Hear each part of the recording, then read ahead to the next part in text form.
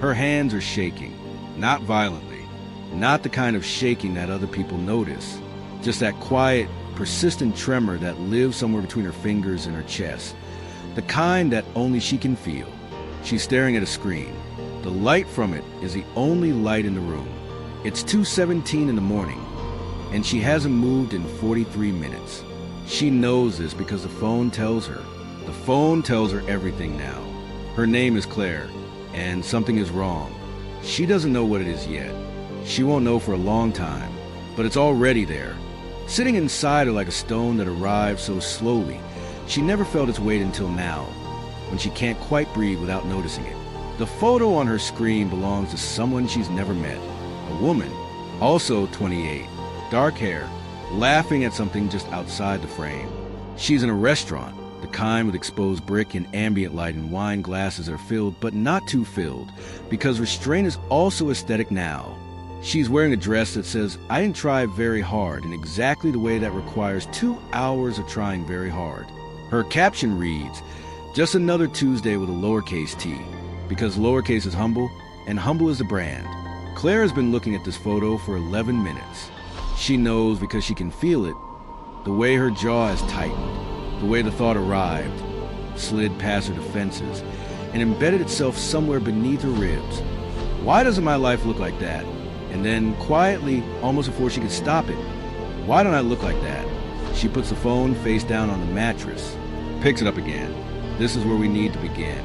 Not at the beginning, because the beginning is too far back and too ordinary, and you might not stay if we started there. We need to begin here in this room, with this light, with this woman who is functional and employed and loved by the people who know her, and who is also slowly disappearing. You've probably been in this room. Maybe not this exact room. Maybe your screen showed something different. A body, a vacation, a promotion, a relationship that looked the way relationships are supposed to look. Maybe your jaw didn't tighten. Maybe it was something softer, a quiet deflation, the feeling of air leaving something you didn't know was inflated. But you've been in this room. Claire grew up in a mid-sized city. She was the kind of child who was described as sensitive, which is what adults say when they mean feels things too much and doesn't know what to do with it yet. She was perceptive. She noticed the way people looked at each other. She noticed when something was off before anyone said it was off. She felt the temperature of every room she walked into before she'd taken 3 steps inside. This is a gift. It is also, under certain conditions, a kind of curse. She was 22 when she got her first smartphone, 23 when the comparison started in earnest, 25 when she stopped recognizing the subtle way it had rearranged her interior life, and 28 now, staring at a stranger's Tuesday. Here is what comparison does. Not what it feels like, what it does. It doesn't arrive loudly. It doesn't knock. It comes in through the gaps, the spaces between one moment and the next, the half second after you set down your coffee, the pause between one thought and another. It comes in, and it asks a question that sounds completely reasonable. Is this enough? And the insidious part, the part that takes years to understand, is that the question is never answered. It just regenerates. You look, you measure, you fall short, you look again. The measurement never ends because the benchmark never stops moving.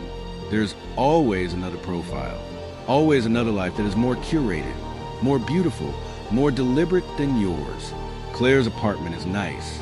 She knows this. She bought a print for the wall last year, a simple thing, black lines on cream paper, because she saw something like it in someone's background.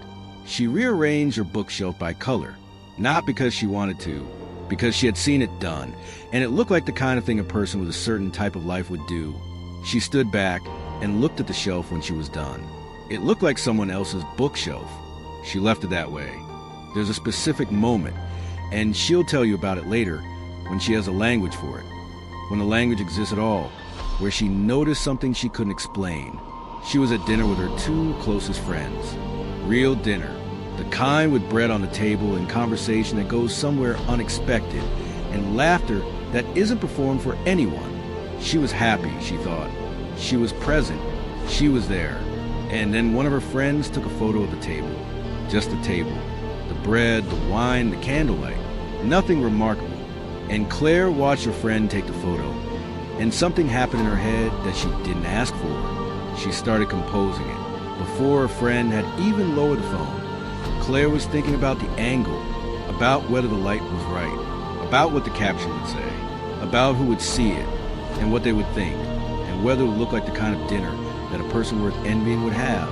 She was at a beautiful dinner with people she loved, and she spent 4 minutes inside the architecture of a photograph. Her friend posted it later. Claire looked at it 6 times before she slept. 28 is a strange age, not because of anything objective, not because of biology or milestone or number, but because of the particular cruelty of social media at 20, which is old enough to have been on these platforms for nearly a decade, long enough for comparison to have become structural, and young enough that there is still an almost infinite number of benchmarks ahead of you. Still time to have the body, still time to have the career, still time to have the relationship that looks the way relationships are supposed to look. Still time to become someone worth comparing yourself to. This is a trap. This is the mechanism. And it is extraordinarily well designed, even if no one designed it. It emerged the way certain pressures emerge, from a confluence of incentives that never asked what they were doing to people inside them. Claire knows all of this intellectually. She has read the articles. She has heard the podcasts. She knows about the dopamine loops, the reward circuitry, the engineered unpredictability of the scroll.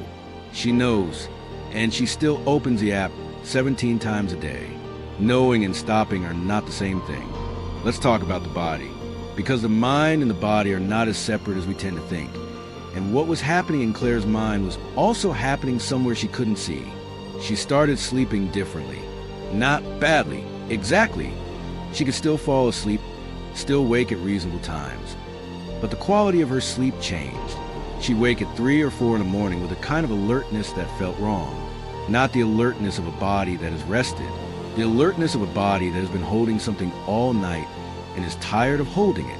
She started declining things. Small things at first. An invitation here. A gathering there. Not because she was depressed.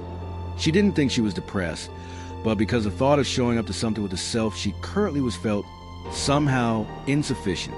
Like arriving underprepared. Like handing in something that wasn't finished yet. She was waiting to be ready.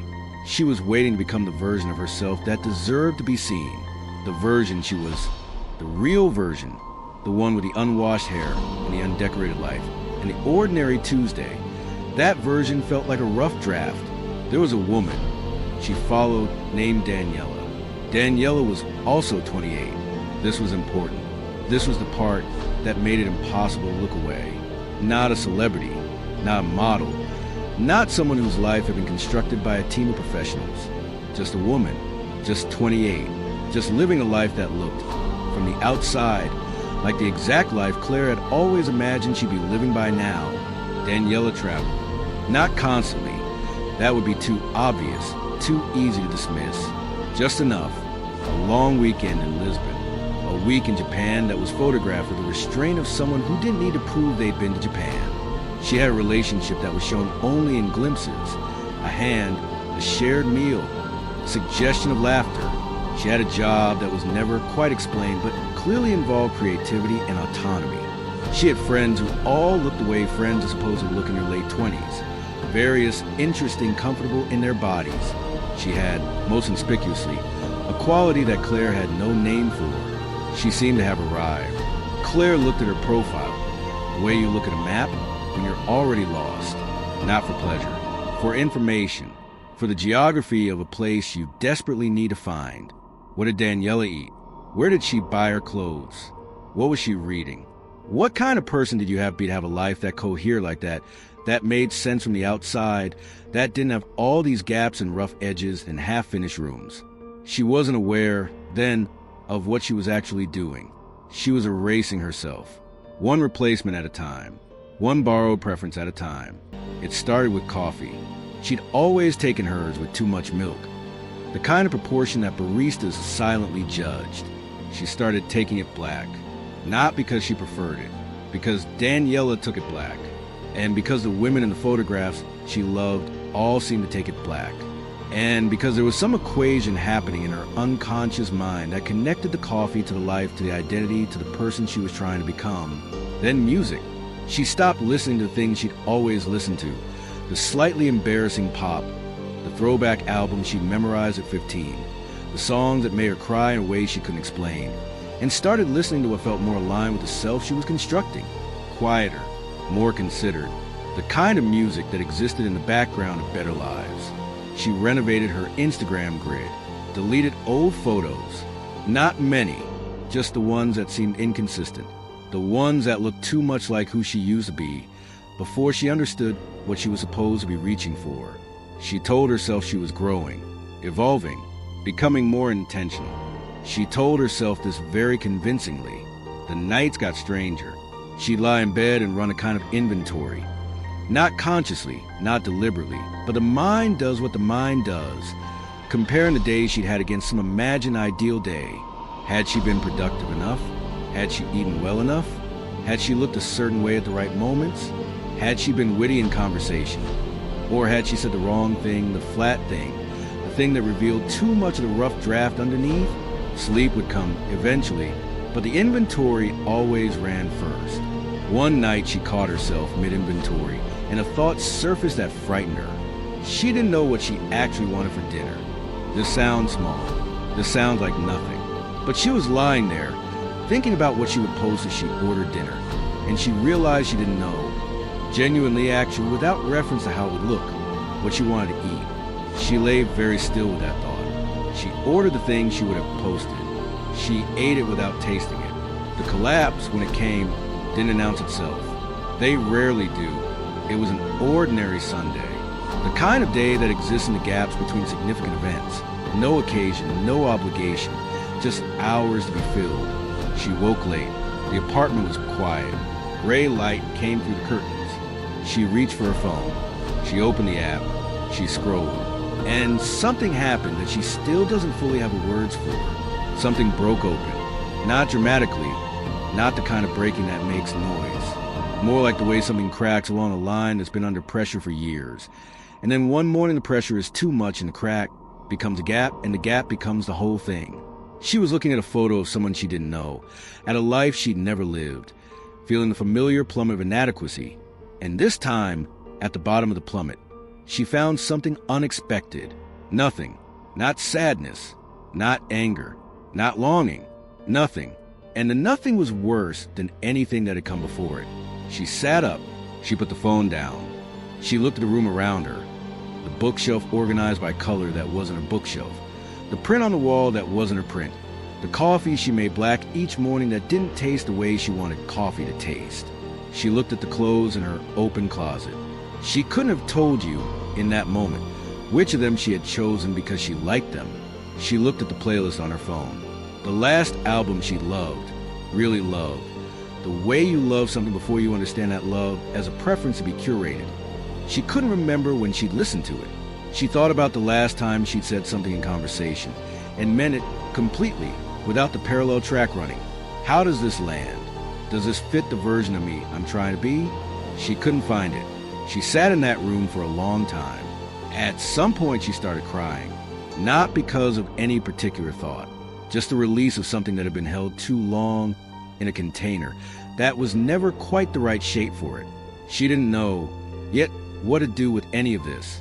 But she knew, finally, clearly, with the quiet certainty of something long avoided, that the person who had been living in this apartment, making these choices, scrolling through these lives, was not entirely her, and that the real her, the one with the wrong coffee and the embarrassing music and the life that didn't photograph particularly well, had been waiting quietly in a room she'd forgotten to visit. Recovery is not a dramatic thing. This is what nobody tells you. It doesn't happen in a single moment of revelation. It doesn't resolve itself cleanly. It happens in increments, so small they're almost invisible. A day when you listen to a song you love, without worrying whether it's the right song to love. A meal you order because you want it. A morning when you look at your phone and feel, for the first time in years, that you have a choice. Claire started going to therapy, not because she had a crisis or not entirely because of that, but because she finally admitted that the noise in her head was too loud to think clearly through. and she needed someone to help her locate herself again inside it. It wasn't fast. It wasn't linear. There were weeks when she deleted the app, and weeks when she reinstalled it, and weeks when she found herself in the same bathroom at 2 in the morning with the same light and the same stone in her chest. But there was also this, a Tuesday, an actual ordinary Tuesday, when she sat in her apartment, and the bookshelf was a mess of colors, and the coffee had milk in it, and she was listening to something she loved at 15, and she wasn't anywhere else. She was just there, and there was enough. She doesn't have a clean ending. Nobody does. But she has something she didn't have a year ago, the ability to notice, most of the time, when she starts disappearing. The flicker of recognition when the comparison begins. The pause just long enough to ask which version of her is doing the looking. It's a small thing. It's the only thing. If you recognize yourself in any part of this, in the inventory at night, in the borrowed preferences, in the way you've been waiting to be finished enough to fully arrive, I want you to know that the waiting is the thing that's keeping you away, not from a better life, from yours. The strategy to help Claire find her way back is linked below. It's not a fix. Nothing is a fix, but it's a starting point, a way of learning to hear yourself again through the noise. The link is in the first comment and in the description below. You don't have to disappear to understand what you almost lost.